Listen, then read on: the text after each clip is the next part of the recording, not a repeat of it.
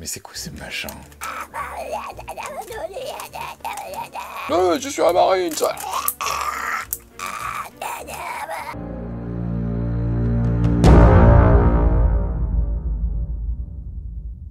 Salut tout le monde. Alors vous êtes peut-être déjà tombé sur ce genre de truc en cherchant des figurines aliens sur internet. Et vous vous êtes demandé, mais c'est quoi ce machin, quoi? Un alien avec des cornes de taureau, une queue de scorpion, un cougar alien avec des petites rayures rouges, des choses comme ça, et une tête à moitié de reine, à moitié de rien du tout. Et ben c'est une bonne question que vous vous êtes posée, parce que l'histoire de ces figurines, elle est très courte, mais elle est passionnante, et elle a des répercussions incroyables. Nous sommes en 1992 et un troisième Alien est annoncé pour le mois de juillet aux États-Unis et au mois d'août pour l'Europe. Le public, tout particulièrement américain, est électrique. Aliens, le deuxième épisode de la saga, sorti en 1986, a été un vrai succès en salle, mais surtout sa popularité n'a cessé de croître au gré des ventes VHS, diffusion télé et location vidéoclub. Cet épisode, avec ses Marines va en guerre, son action débridée et son scénario ayant réussi le pari de casser les codes du premier tout en respectant la mythologie et en trouvant le moyen de la faire évoluer, s'est créé une vraie fanbase qui, malgré son rated R, est constituée de beaucoup d'enfants de 7 à 11 ans. Les studios le savent bien, et ce n'est pas le premier film de cette époque-là à être dans ce cas. Donc le troisième film arrivant, aussi étonnant que ce soit dans l'époque assez aseptisée dans laquelle on se trouve aujourd'hui, le marketing de la Fox va en partie se jouer sur ce public de kids friand de monstres et de G.I. Joe.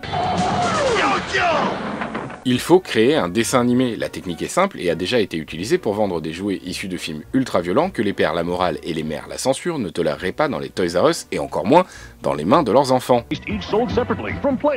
Cette technique a déjà fait ses preuves et a permis jusque-là de vendre des jouets Police Academy, Beetlejuice, Robocop ou Rambo. L'idée de la série qui se met en place est donc de faire une variante du scénario du deuxième film. On y suivra Ripley et les Marines qui vont de planète en planète défoncer des aliens.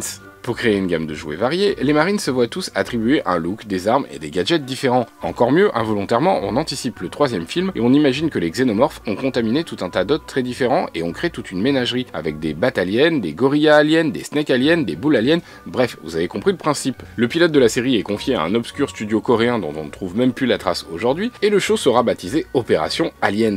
Tout est donc réglé comme du papier à musique, sauf que Alien 3 sort, et là où Alien 2 avait rentabilisé 10 fois son budget, il me semble, eh bien Alien 3 a du mal à peine le rentabiliser 2 fois. Le public qui pensait trouver ici un film d'action encore plus gros que le deuxième se retrouve face à un film d'horreur marchant sur les traces du premier. Bref, c'est la totale débandade, et les entrées s'écroulent dès la deuxième semaine. Face au désamour du public, la Fox préfère mettre fin au projet de son dessin animé. Problème du côté de Kenner, le distributeur de la gamme de jouets, eh bien les figurines sont déjà prêtes. Du coup, Kenner va tenter le tout pour le tout et quand même tenter de les vendre. Il change le packaging, il est plus question de Opération Aliens, mais juste de Aliens. Et le truc amusant, c'est qu'il y a d'autres marques qui n'ont pas eu le temps ou qui n'ont pas pris le temps de changer ça et qui avaient les licences pour faire d'autres objets et qu'il existe donc des puzzles, des stickers ou des petits jeux vidéo Tiger avec la mention Opération Aliens. Tiger! La force est dans ta poche!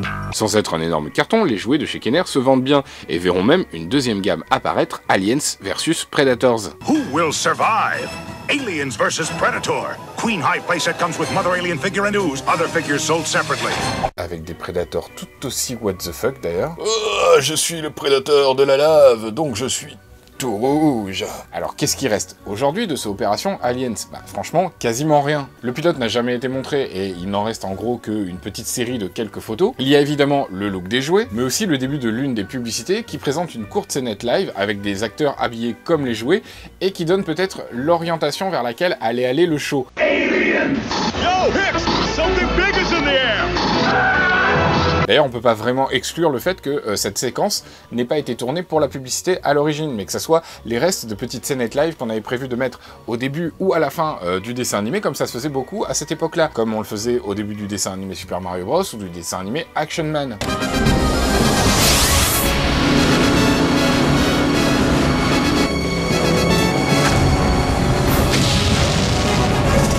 Il existe également une petite série de comics qui devait, à l'origine, accompagner les jouets. Par exemple, quand vous achetiez le gorilla alien, vous aviez une petite BD qui vous montrait les Marines et Ripley arriver sur une planète où il y a des singes avec 4 bras, qui sont donc fusionnés avec les xénomorphes, qui donnent les gorillas aliens, ils les dérouillent et ils s'en vont. C'est à peu près le même schéma d'histoire sur toutes les espèces d'aliens, mais il y a également une ouverture sur un potentiel univers ouvert, avec des histoires de facehanger géants et d'un Marines qui a un exosquelette imitant la reine alien pour combattre les aliens. Ça c'est d'ailleurs une idée idée qui a failli faire son chemin jusqu'au grand écran, puisque on le voit sur les dessins de pré-production du film abandonné de Aliens de Neil Blomkamp, qui aurait dû être une suite du deuxième Aliens. On voit une Ripley habillée avec un squelette de xénomorphe, ou en tout cas une armure ou un déguisement qui imite le corps des aliens. Toujours dans cette série de comics, on découvre aussi certains gimmicks. Par exemple, le personnage de Drake était clairement le Marines qui se retrouvait toujours en difficulté face aux aliens. Ah, je suis Drake, le super marine super entraîné. Ah non, un alien, j'étais tellement pas prêt. Ça fait tellement 50 épisodes que je me fais défoncer la gueule. Le sergent Apone, lui, devenait carrément le gros balèze du groupe qui avait une exo-armure sur le bras et qui pouvait latter les aliens à main nue. Ripley, elle se battait quasiment systématiquement avec le robot monte-charge. Et puis il y a la figurine de Bishop, le robot interprété par Lance Erickson dans le film, qui a clairement été pensé pour exploser. Il y a aussi une couverture de BD où on le représente complètement explosé, et je pense que c'était un gimmick qui devait, à mon avis, finir souvent en morceaux, comme c'est le cas à la fin du deuxième film.